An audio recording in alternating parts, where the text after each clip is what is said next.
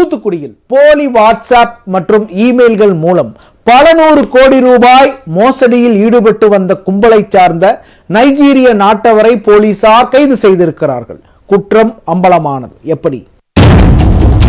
உங்களுக்கு பரிசு விழுந்துள்ளது, விலை உயர்ந்த தொகை கிடைக்கும். இப்படி வரும் அழைப்புகள் அனைத்தும் உங்களது வங்கியில் உள்ள பணத்தை குறிவைத்து ஏவப்படும் அம்புகளே. ஜாக்கிரதை. தூத்துக்குடிக்காரர் நைஜீரிய கும்பலிடம் சிக்கி பணத்தை இழந்தது எப்படி? தூத்துக்குடி ஹவுசிங் போர்டு காலனியைச் சேர்ந்த மனோஜுக்கு வாட்ஸ்அப்பில் ஒரு செய்தி வந்திருக்கிறது.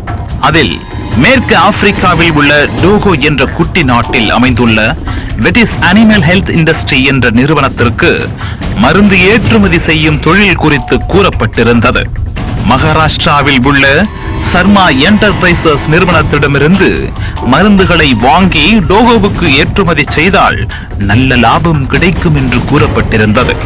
அதை நம்பிய மனோஜ் குறிப்பிட்ட வங்கி கணக்குகளுக்கு பணத்தை அனுப்பி பொருளை பெற்று ஏற்றுமதி செய்ய திட்டமிட்டார்.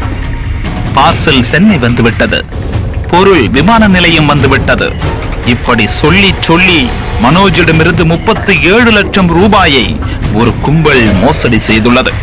குறிப்பிட்ட நிறுவனத்தை அணுகி கேட்டபோதுதான் தான் ஏமாற்றப்பட்டதையே உணர்ந்த மனோஜ் உடனே போலீசில் புகார் அளித்தார். எஸ்பி பாலாஜி சரவணன் உத்தரவின்படி நவி மும்பையில் பதுங்கியிருந்தவர்களை கைது செய்ய அங்கு விரைந்தது தனிப்படை.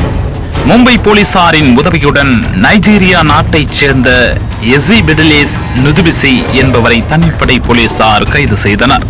அவரிடம் நடத்தப்பட்ட விசாரணையில் வாட்ஸ்அப் மற்றும் இமெயில் மூலம் அவர் மோசடி செய்ததை ஒப்புக்கொண்டார்.